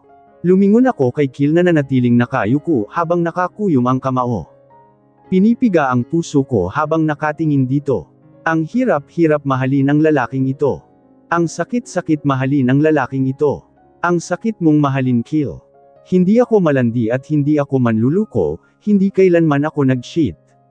Hindi ko magagawa yan sa taong mahal ko, puno ng hinanakit ang boses ko nang naalala ko ang sinabi nilang malandi ako, cheater ako, pokpak ako. Lahat-lahat tinawag sa akin. Pumikit ako ng mariin at mas lalong bumuhos ang panibagong luha ko. Ang sakit-sakit habang naririnig ko ang mga salitang on mula sa bibig ng mahal mo. Meron pinainom sa akin si Sofia na alak. Sinunod ko ang sinabi niya at pagkatapos nun hindi ko na alam ang nangyari basta ang alam ko lang nagising na lang ako sa isang kwarto ng hotel. Nagmamadali akong umalis doon dahil iniisip kong baka nag-aalala na kao, na baka hinahanap niyo na ako pero isang sampal, panlalait, pag-iinsulto ang natanggap ko pag-uwi ko. Humagulgul ulit ako sa sobrang sakit. Muling nadurog ang puso ko. Durog na durog. Napaangat ng tingin sa akin si Kil nang marinig niya on. I smiled painfully at him. Tumangala ako para sana pigilan ang luha pero hindi ko magawa. Sinubukan kong kinalma ang sarili ko pero bigo ako. Ang hirap-hirap ikalma ang sarili lalo na kapag nasa ganito kang sitwasyon. Humagulgul si Tita Zo, Migs at ina namang iyak-ngiyak nang binalingan ko sila ng tingin. Saksi sila kung ano ang pinagdaanan ko kaya alam nila kung gaano kasakit ang naramdaman ko.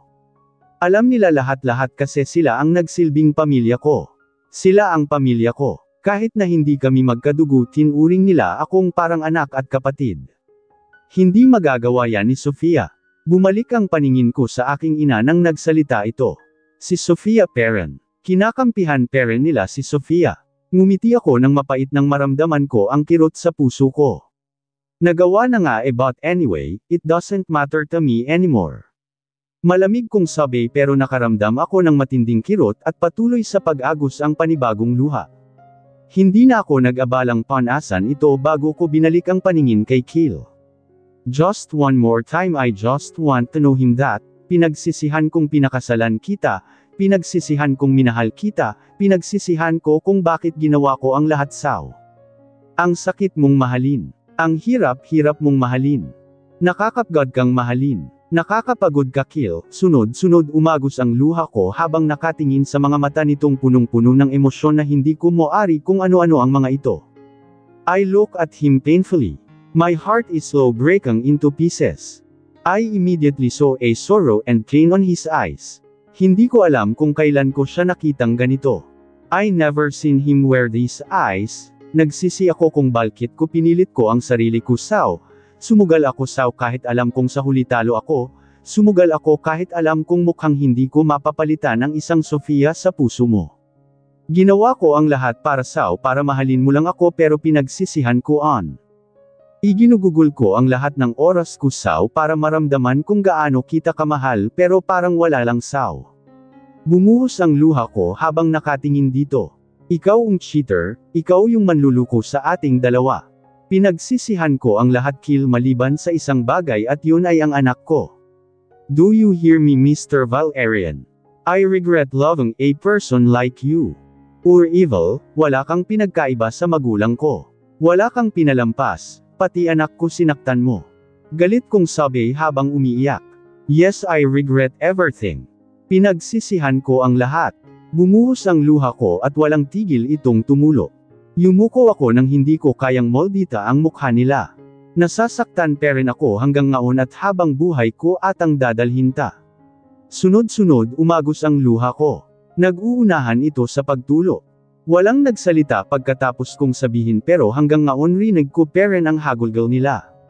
Nanatili akong nakayuko habang nag-uunahang umagos ang luha ko. Daig ko pa ang pinatay sa ginawa nila sa akin, hindi kita kailanman tinawag na cheater kahit na paulit-ulit at sinong-sino ang dinadala mo sa bahay. Did you see me whine? Did you see me bleed? No. Because I accept it kahit nalabag sa loob na hindi mo talaga ako mamahalin. I smiled painfully habang nakatingala, sumasakit ang puso ko. Pakiramdam ko hindi ko makakaya ito. Pakiramdam ko hindi na ako makakabangon. Pakiramdam ko hindi ko na kaya. Nanghina ako at mas lalong bumuhos ang luha ko. This is the last na iiyakan ko ang lalaking ito. This is the last na liyak ako sa harap ng lalaking te kasi wala na durog na ako. Nakakagod na. I am so tired. Nakakapagod. Mas lalo akong nanghina at halos hindi ko maramdaman ang tuhod ko. Ang sakit salit. Nasasaktan pa rin ako. Bumuhos ang panibagong luha ko. Kailan ba titigil ang luha ko? Sunod-sunod umagos ito, nag-uunahan na parang ulan. Halos hindi ko na maabol ang hininga ko. Ang sikip-sikip sa dibdib. Gusto kong gamaan ang mabigat kong dibdib pero mas lumala ata. Umatras ulit ako ng isang beses dahil sa panghihina. Please take all the pain away. Tulungan niyo akong tanggalin ang sakit na naramdaman ko ngayon. Sam. I'm sorry anak, I'm sorry. Patawarin mo si Mommy anak.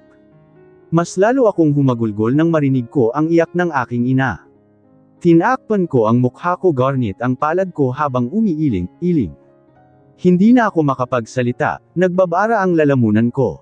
We're sorry Sam anak please. Hagulgol ulit ng aking ina. Umiling pa rin ako dahil hindi ako makapagsalita. Nagbabara ang lalamunan na parang merong bukol na nasa ukit sa lalamunan ko. Hinabol ko ang hininga ko. Pakiramdam ko mahihimatay ako. Sa lahat ng tao dito sa mundo, ang hindi ko inaasahang sasaktan at durugan ako ng ganito. Nanginginig ang boses ko sa pag-iyak. Yumuko ulit ako dahilan para makita ko ang luha kong tumulo na lamang sa buhangin. Pumikit ako ng mariin, para akong pinapatay. Ang sama-sama nila. Wala silang pinagkaiba sa mga kidnapper ko. Humagulgol ako tuwing naalala ko ang ginawa nila. Pinagtabuyan nila ako. Sinaktan at dinurog nila ako. Wala nang mas masakit sa ginawa nila. Ang sakit-sakit kapag nanggaling ang mga salitang "an" sa mga mahal mo. Ang sakit-sakit kapag tanggalin "an" sa mga magulang mo. Kao na lang ang meron ako dad, si Mommy si Austin pero tinaboy niyo na ako at pati anak ko nilaw niyo sa akin, kao na lang ang meron ako pero sinaktan niyo ako, kao na lang ang lakas ko pero kao rin pala ang dahilan kung bakit ako bumagsak, hagulgal at nanghihina kong sabi bago ako bumaling kay Kill na nakatingin lang sa akin na walang emosyon. Tiningnan ko ito ng maigi. Ang lalaking isa sa pangarap kong maging akin. Oo pinangarap ko pero ako kailanman nagpabuntis at nagpagalaw sa ibang lalaki para lang makuha ang gusto ko o ang taong mahal. Hindi ako ganun kadesperada para gawin "an". Mahal ko si Kill pero hanggang dun lang. Before I leave this place and go, pwede bang humiling ako? Kahit isang hiling, kumikirot ang puso ko. Nanatili ako nakayuko habang sunod-sunod sa umagos ang luha ko. Sumisikip ang dibdib, hinihigop ng hangin ang lakas ko. Bumagsak ang balikat, umalis ka sa buhay ko. I want you out of my life. From now on, you are stranger to me Mr. Mrs. Perez and Mr. Valerian the first hope na hindi na mag-cross ang landas natin. Malamig kong sabi bago ako tumalikod at dahan-dahan lumakad kahit nanghihina. Dahan-dahan akong lumakad pulaw sa kanila, pulaw sa taong mahal ko, pulaw sa magulang. Bahala na si Tita Zo sa pag-asikaso ng kontrata. I just want take a rest. Masyado akong napagod doon. Gusto ko na lang magpahinga. Gusto ko na lang matulog, umuwi para makasama ang anak ko. Nanlalabo ang paningin ko habang nakatingin sa likod ni Sam na unti-unting lamalaw sa amin. Nanlalabo ang paningin ko habang nakatingin ditong nakatalikod habang naglalakad pulaw sa amin. Nakakuyom ang kamao ko sa loob ng bulsa at nakaigting ang panga habang nakatingin dito. Narinig ko ang malakas na hagulgal ni tita habang tinahan-tahan ito ni tito. Hindi matanggal ang paningin ko kay Sam na nanginginig ang balikat sa pag-iyak kahit na sinundan na ito ni Zoe at yung dalawang kasama nila. She's hurting. Kaagad akong pumasok sa elevator. Sofia is nowhere to be found. Hindi ko na ito nakita kanina dahil sa mga narinig at nalaman ko. Uuwi ako ngayon din at didiretso ako sa opisina ko. Gusto ko magkarating ko dyan, kaharap ko na si Thomas. Malamig kong sabi habang naghihintay na bumukas ang elevator. Sumandal ako sa elevator at hindi ko mapigil ang hindi maisip ang mukha ni Sam na punong-puno ng hinanakit. Ang mukha nitong umiiyak habang nasasaktan. Pumikit ako ng mariin at kinuyam ang kamao at upang pigilan ang sarili sa kung anong magawa ko sa loob ng elevator. Noted Mr. Valerian. Mabilis na sagot nito. Lumabas kaagad ako sa elevator nang bumukas ito. Dumiretso ako sa kwarto at ini-expect ko na anden si Sofia pero wala akong nakita kahit anino. Kinuha ko ang duffel bag ko pagkatapos kong nilapag ang phone ko sa kama habang naka-loudspeaker. One more thing, I want you to find out who's handled Samantha Alexandria Perez kidnapping case, malamig kong sabi habang kinukuha ang damit at nilagay sa duffel bag. Kinuha ko ulit ang phone ko bago ako lumabas ng kwarto at pumasok sa elevator. Wala pong Samantha Alexandria Perez dito pero meron pong Samantha Alexandria Vercase, sagot nito kaagad. Pumikit ako ng mariin I almost forget na hindi na pala ito Perez. Ang tanga mo Kill, this is what you get after what you've done.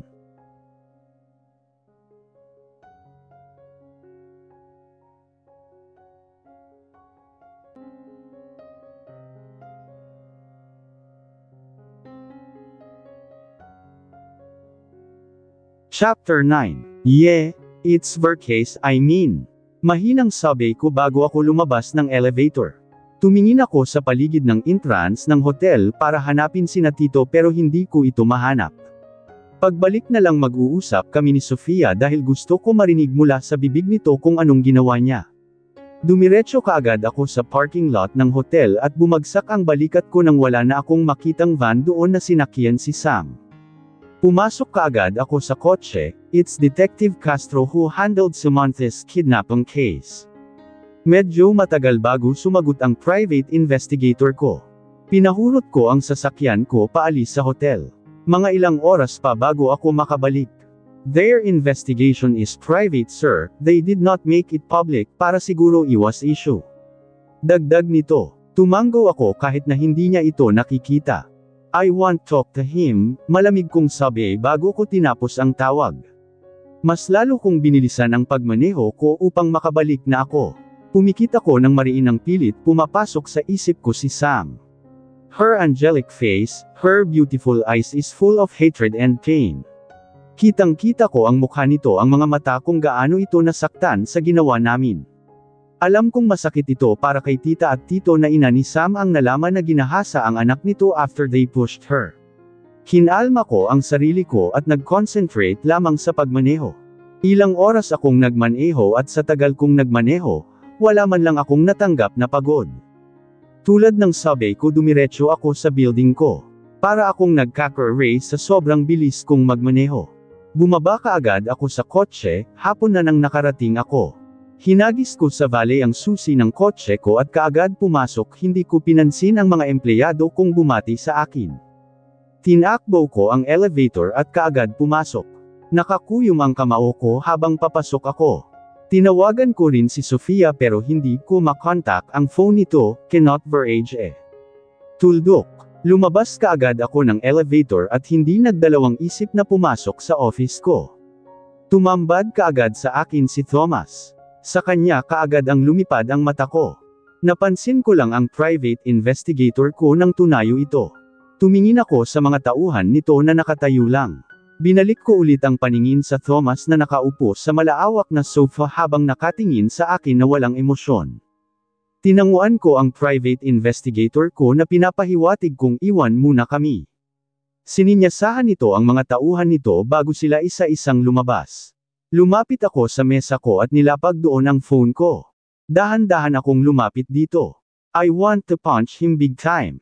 Nakaigting ang pangahabang naglalakad ako palapit dito. Ang mukha ng lalaking para tabihan si Samantha sa isang kama. Mas lalo akong lumapit dito at tumayo sa harapan nito. Tumangala ito sa akin pero ni bakas na emosyon wala akong makita sa mukha nito. Malamig ko rin itong dinungaw. Kung makakapatay lang ang titig ko, kanina pa ito walang buhay. What do you need? Seryosong sabi nito na nagpabasag sa katahimikan sa pagitan naming dalawa. Tumangala ako at kinuyam ang kamao upang pigilan ang sarili ko sa kung anong pwede kong magawa sa lalaking nasa harapan ko. Simple lang, I just want you to answer me properly and I want you to tell me the truth. Are you in a relationship with my wife Samantha? Matigas kong sabi habang nakadungga dito. Tell me the truth boy at sisiguraduhin kong makakauwi ka ng maayos na walang galos ni isa sa katawan mo. Nakakuyom ang kanaw ko habang naghihintay ng sagot. Magsalita ka. Naiinip na ako, malamig, matigas kong sabi habang galit na nakatingin dito. Nakakuyom ang kamao ko, wala. Inangat ko ito gamit ang kwelyo nito. Hinawakan ko ang kwelyo nito. Napaangat ito dahil sa ginawa ko. Nagulat ito sa mabilis kong galaw at galit na kanina ko pa pinipigilan ay hindi ko na napigilan. Mas lalo kong hinigpitan ang paghawak ng kwelyo nito. What did you say again man? I want to hear it again. Matigas at galit kong sabi. Lumunok ito at pilit tinatanggal ang kamay ko sa kwelyo nito kung saan ako nakahawak. Wala kaming relasyon ng asawa mo. We don't have a relationship with our wife. Kaagad niyang sagot. Nakaramdam ng panlulumo nang marinig ko ang sinabi nito. Humigpit ang hawak ko dito at hindi ko napigilan hindi ito sapakin. I punched him real hard. Pasensya na, gusto ka ng kamao ko, galit kong sabi at tumalikod at humarap ulit pagkatapos kong huminga ng malalim. Sabihin mo sa akin ang lahat ng totoo. Nanatili akong nakatayo habang nakadungga kay Thomas na ngayon nasa sahig na ko na habang pinupunasan ang dugo nitong nasa gilid ng labi niya. Nakapamaywang ako habang nakatingin dito. Hinahabil ko ang hininga ko. Gusto kong ikalma ang sarili ko pero hindi ko magawa. Huminga ako ng malalim bago ako dahan-daang yumuko. Now, tell me the truth. Gusto ko malaman lahat, yung walang kulang at walang labis, now spill it. Malamig kong sabi. Kahit alam ko na ang totoo. Kahit na meron nang namumuo sa isipan ko pero gusto ko paring marinig mula sa labi ng lalaking ta. Wala kaming relasyon ni Samantha, walang kaming relasyon, hindi kami magkakilala. Yung picture na nakita ninyo, at yung iniisip nyong merong nangyari sa amin. Hindi totoo, nanginginig ang boses nito. Yumuko ako at kaagad nakaramdam ng panlulumo nang marinig ko ito. Kinuyam ko ang kamao ko at muling pumasok sa isip ko kung ano sinabi ko kay Sam. Pumikit ako ng mariin at pilit pinoproseso sa utak ko ang sinabi nito. Nagtatrabaho ako sa isang bar noon at doon ko nakilala si Sofia. She paid me to do it. She paid me to do that to our wife and that time kailangan ko rin ng pera. Meron silang pinainom kay Samantha na alak. Dinala namin ito sa hotel. Naghubad ako ng shirt ko at tumabi dito matulog saka kami kinunan ni Sofia ng picture para magmukhang merong nangyari sa akin pero wala, palabas lang on. Mahaba nitong sabi. Bumagsak ang balikat ko nang tuluyan ko nang nalaman ang totoo. Tumigil ng ilang sandali ang pagtibok ng puso ko. Pumikit ako at dinamdam ang bigat sa dibdib. I'm sorry, humingi na rin ako ng tawad kay Samantha pero alam kong hindi gaano kadali na patawarin ako. Kailangan ko lang ng pera sa gabing nang hihina nitong dagdag. I want to punch him again pero nawalan ako ng lakas. Pilit kong tinatanggap sa sistema ko ang sinabi nito. Hindi ako mag-alaw kung saan ako nakayuko. Natahimik kaming pareho. Binalikan ko ang pangyayari noon. Kung paano namin ito tinaboy sa maling akala. Kung paano namin ito pinaladkad sa tauhan ni Tito. Posible bang anak ko si Austin? Isang malaking tanong sa isipan ko kasi kahit anong isip ko at halungkat sa isip ko wala akong naalalang merong nangyari sa amin ni Samantha. Kung hindi siya tulad ng iniisip ko, posible bang anak ko si Austin? Posible bang dugo ko ang dumadaloy sa ugat ni Austin? Bigo akong pumikit. Umupo ako sa sofa at yumuko habang nag-iisip. Ginulo ko ang buhok ko sa sobrang frustration at galit na binalingan si Thomas na mataman na nakatingin sa akin. Hindi ko maiwasang hindi mag-init ang ulo habang nakatingin dito. Live and don't show me your face again. Go away and don't show me yourself again or else. Malamig kong sabi habang masmang nakatingin dito. Pinunasan nito ang labi ng isang beses bago dahan-daang tumayo at tahimik na lumabas. Umiling ako sa sobrang disappointed para sa sarili. Bigo akong sumandal sa pang-isahang sofa kung saan ako nakaupo bago ko pinaikit ang mata ko. Why did you do this, Sofia? Excuse me sir, pasensya na pero dumating na si Detective Castro. Napaangat ako ng ulo mula sa pagkayuko nang marinig ko ang sinabi ng isa sa mga tauhan ng private investigator ko. Kinalma ko ang sarili, hindi ito panahon para magalit. Huminga ako ng malalim dahil kailangan kong mag-focus ngayon. Let him in. Malamig kong sabi bago ako tumayo at lumapit sa isang mesang merong lamang anak. Kumuha ako ng alak bago ako bumalik sa sofa kasabay nun ang pagpasok ni Castro. Umupo ako sa sofa at ganun din ito na nasa harapan ko. What can I do for you, Mr. Valerian? Pinahanap mo pa ako at pinaimbestigahan, for sure may kailangan ka.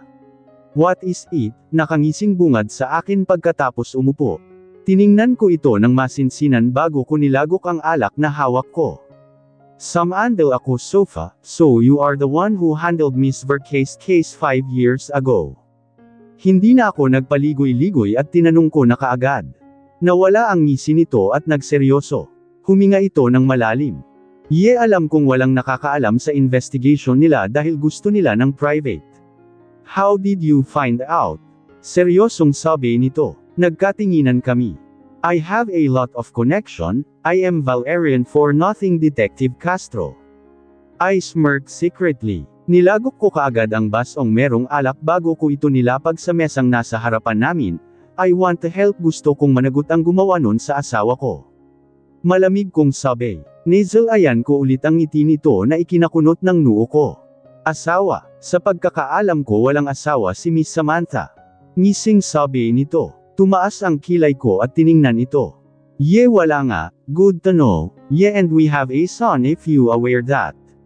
Malamig kong sabi. Natigilan ako sa sinabi ko. Hindi ko alam kung bakit ko ang nasabi, kusang lumabas sa bibig ko. Nasa isip ko langan at wala akong balak sabihin. I'm serious, I want to help. Seryoso kong sabi. For sure sina tita at tito nagpapaimbestiga na rin on. Pumasok sa isip ko si Sam. Huminga ako ng malalim ng how is she? Pinilig ko ang ulo. Siyempre Ezekiel hindi on maayos. Damn it. Huminga ako ng malalim at kinalma ulit ang sarili. We didn't get any evidence until now. Mahirap kasi hindi na mukha ni Samantha dahil nakatikip ang mata nito pero yung boses alam ni Samantha. Seryosong sabi nito ng ilang sandali. Kinalma ko ang sarili nang maalala ko na naman ang nangyari nito. Ginahasa. That too much. Palihim kong kinuyam ang kamao ko. Kaninang umaga, tumawag sa akin si Samantha at sinabi niyang narinig niya ulit ang boses ng kumidnap sa kanya. So nagtatawagan pala sila Suck. Sumandal ako sa sofa, then. It's Lucio. Who's Lucio? Kumunat ang noo ko, pinaimbestigahan ko na pero na-locked ang profile nito. Masyadong pribado, umiwas ako ng tingin at nag-isip-isip. Lucio, saan ko nga ba narinig yan? Hindi ko lang maalala. Kaya pala iyak ng iyak si Samantha kagab, nagulat kami nang merong biglang nagsalita. Sabay namin nilingan ang pinto at tumambad sa akin ang 3 kong kaibigan ng gugulat. Masyadong seryoso ang pinag-usapan nyo, kaya siguro nyo kami napansin na pumasok. Sabi ni Dylan at umupo sa pang-isahang sofa. Lumingon ako kay Ron at hindi pinansin ang sabi ni Dylan. What did you say? Nanatili ang paningin ko kay Ron. Hindi ko matanggal ang paningin ko dito. Naghihintay ako sa sagot nito. Mali na naman ba ako nang iniisip tungkol sa kanila ni Sam? Mali ba naman ba ako? Nakita ko siya kagab tumakbo parang takot na takot kaya ayun sinundan ko. Takot na takot Celia and I don't know why. Mali na naman ang iniisip ko. Pumikit ako ng mariin at bumagsak ang balikat ko. Para akong nawalan ng lakas. Ni hindi ko maramdaman ang tuhod ko.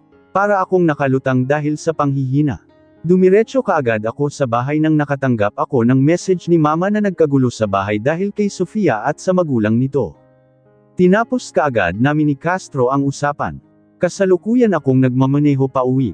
Pagkatapos kong narinig ang sinabi ni Thomas at Chiron, mas lalo kong napatunayan na walang kasalanan si Samantha. Inis kong hinampas ang manibela bago ko ito pinahurot ng malakas. Lumabas kaagad ako ng kotse nang narating ko kaagad ang bahay ng ilang sandal. Pumasok kaagad ako sa loob at dumiretso sa sala at naabutan ko kaagad ang pagsampal ng malakas ni tita kay Sofia na gulat. Lumapit kaagad si Danica sa Sofia ang nakahawak sa pisngi habang gulat na nakatingin sa ina. Hindi ako gumalaw kung saan ako nakatayo kahit na lumapit na sa akin si mama ay hinawakan ang braso ko. Nagtatanong ito pero wala akong oras para sagutin. Saka na siguro kapag maayos na ang lahat. Why did you do that? Matigas na sabi ni tita habang masamang nakatingin sa anak. Lumuluha ito at punong-puno ng pagsakit ang mata nito. Magulo ang buhok ni tita at mukhang hindi pa nakabihis pag-uwi dito. Lumunok ako dahil alam kong masakit para sa kanila na malaman na ginahasa ang anak nito. What? Naguguluhang natanong ni Sofia, pag-set up mo sa kapatid mo Thomas, why did you do that? Ha? Tell me Sofia, why did you do that? Sunod-sunod umagos ang luha ni tita habang nanghihinang nakatingin sa anak. Hinanap ng mata ko si Tito at natagpuan ito ng mga mata ko na nakaupo sa sofa habang nakayuko.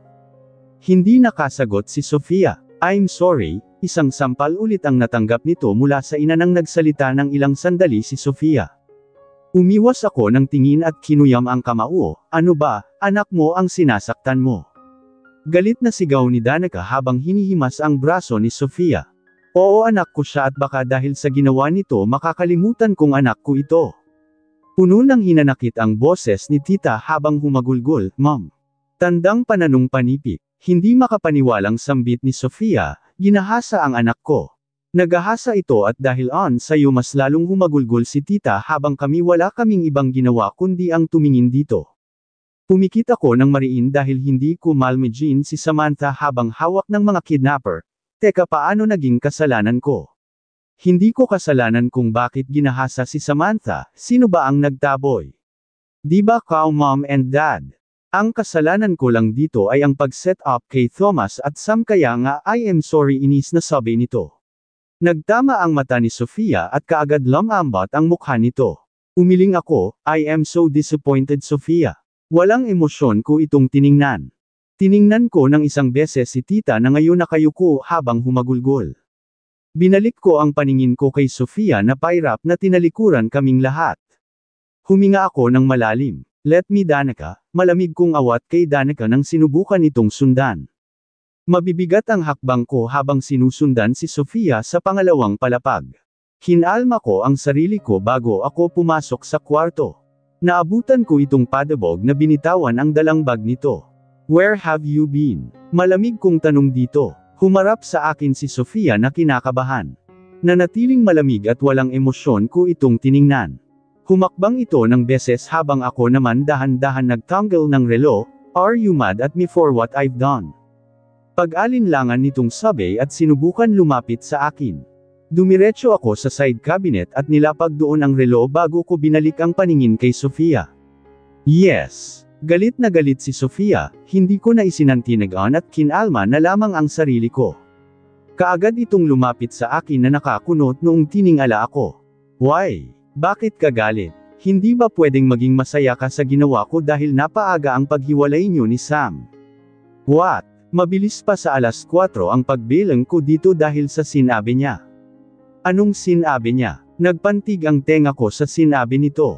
What did you say? And why did you do that to our own sister? Hindi makapaniwalang sabi ko. Hinarap ko na ito at hindi ko mapigilan ang sarili kong hindi ito tingnan na punong-puno ng inis. Ginawa ko dahil sa atin. Di ba yun naman ang gusto mo?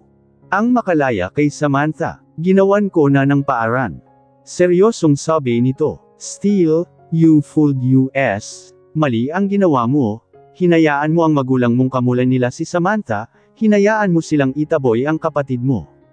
Look what you've done. Ginahasa si Samantha, galit kong sabi nito.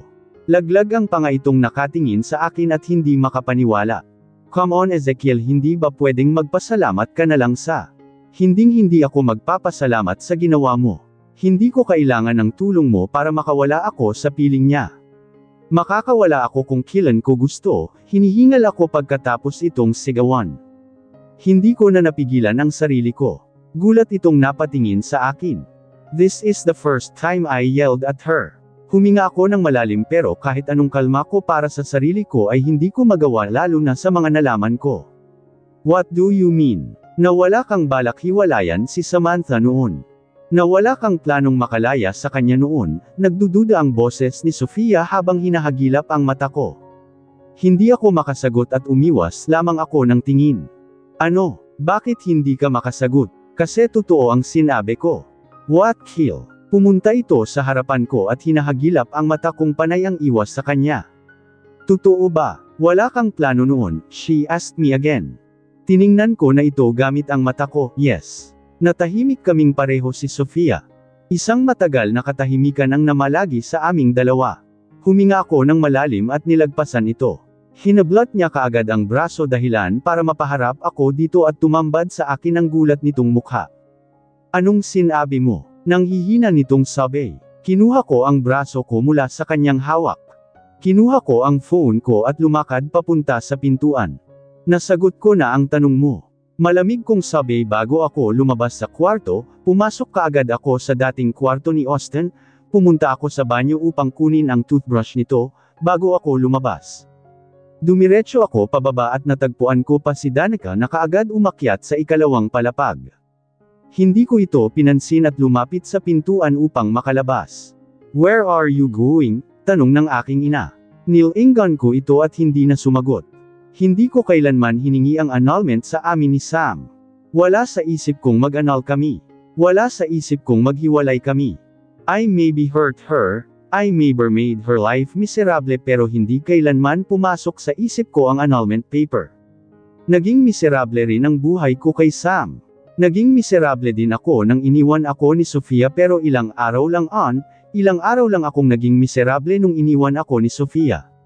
Sinaktan ko siya because I was asshole, and jerk. I hurt her physically and emotionally pero hindi kailanman pumasok sa isip ko ang hiwalayan si Sam. Kayang-kaya kong hiwalayan si Samantha kung kailan ko gusto, kahit na magalit si Tita dahil hindi ko ito pinag-utan. Kayang-kaya kong iwan si Samantha kahit na sinasabi niyang meron kaming anak. Kayang-kaya ko pero hindi ko ginawa dahil pakiramdam ko pagsisihan ko kapag ginawa ko. Pumasok ako sa kotse ko ay pinahurot ito. Gusto ko munang magpalamig. Kahit ngayong gabe lang gusto kong magpahinga. Hinampas ko sa inis ang manibel dahil sa nalaman ko. Pumikit ako ng mariin at mas lalong binilisan ang pagmaneho.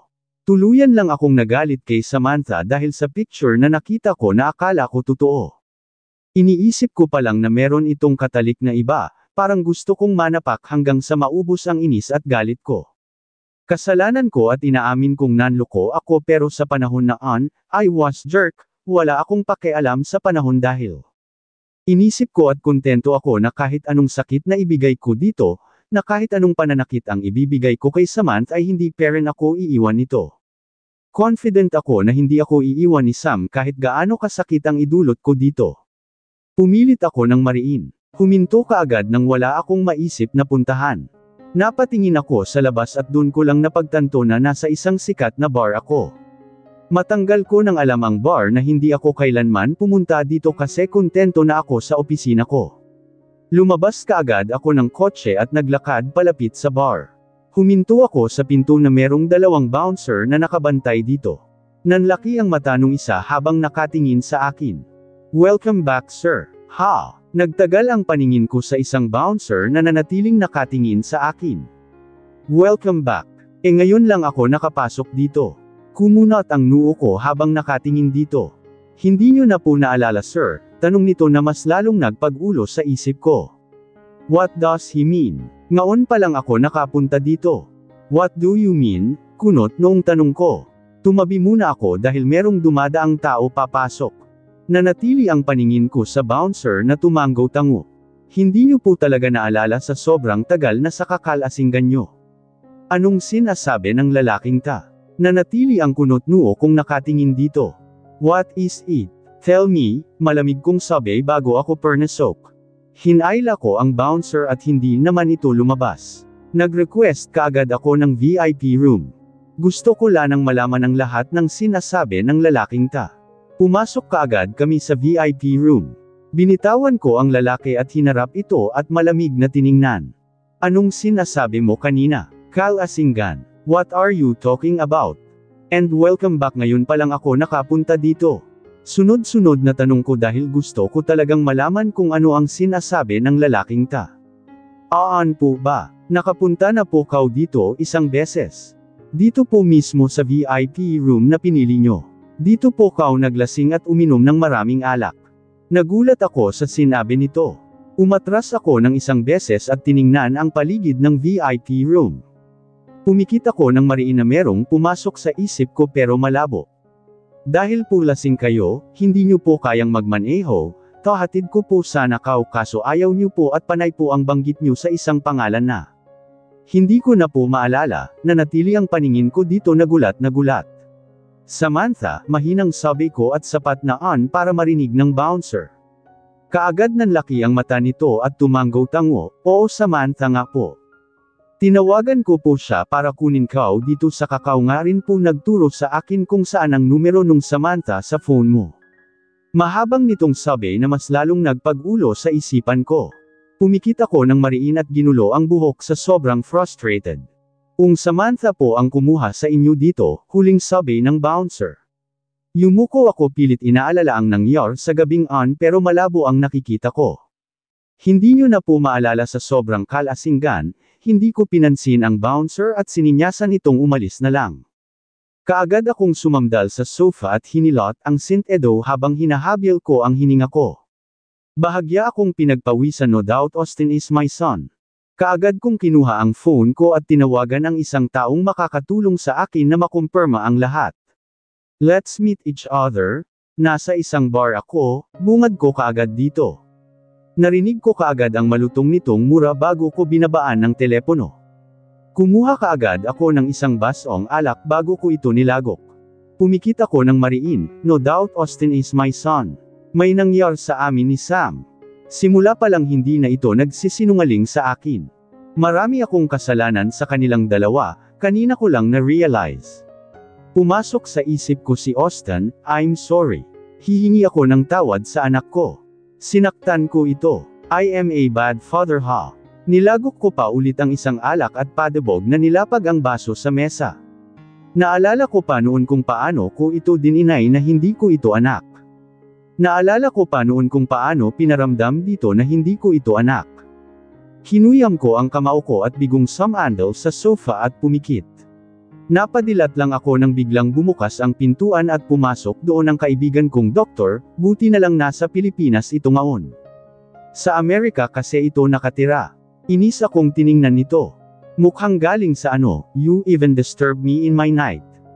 Tuldok panipik, bungad nito sa akin. Nilapag ko kaagad ang toothbrush na kinuha kanina bago ako umalis sa mesa na nasa harapan namin. Hindi ko pinansin ang sinabi nito. Kunot-noo niyang tiningnan ang dalawang toothbrush na nasa harapan namin. What is that? I have a lot of toothbrush in my house.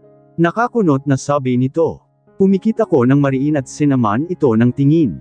Use that for DNA test. Inis na sabi ko at nilagok ang isang basong alak bago ako tumayo. Tumangala ito sa akin. Who is this for? Nagtatakang tanong nito. Don't ask anymore, just do it.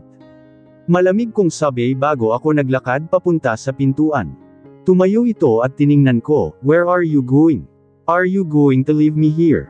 Tanong nito. Lumapit ito sa akin. Hinarap ko ito isang beses. Pupuntahan ko lang ang mag-ina ko, seryoso kong sabi bago ako lumabas. Narinig ko kaagad ang tawag at mura nito sa akin mula sa loob ng VIP room pero natabunan na on ng malakas na music dito sa bar. Adam Danielsay, kaibigan kong doktor na umuwi dito sa Pilipinas na hindi ko alam kung anong dahilan. Pinatunog ko kaagad ang kotse ko bago ako pumasok. Pinahurot ko kaagad ito paalis sa bar na on. Kinuha ko ang phone ko at tinawagan si Emma. E-send mo sa akin ang address kung saan nakatira si Miss Verkes. Mas lalo kong pinahurot ang sasakyan ko. Kinakabahan ako sa hindi malaman kung anong dahilan. Mas lalo kong binilisan. Binalik ko ang paningin ko sa phone ko nang umilo ito at tumambad sa akin ang text message ni Emma. Pinatay ko ito at kaagad pinuntahan ang address na sinabi nito. Hindi ako mapakali. Kinakabahan ako. Ang bilis ng tibok ng puso ko. Kinalma ko ang sarili ko kahit na alam kong wala itong say-say. Huminto kaagad ako sa isang malaking gate na merong malaking bahay sa loob. Lumabas ako ng kotse at kaagad lumapit sa gate at hindi nagdalawang isip na mag-doorbell ng paulit-ulit. Tumangala ako sa building na ngayon bukas lahat ng ilaw. Nag-doorbell ulit ako ng isang beses at paulit-ulit pinindot. Masisira ang doorbell, si Migs, boses palang kilala ko na.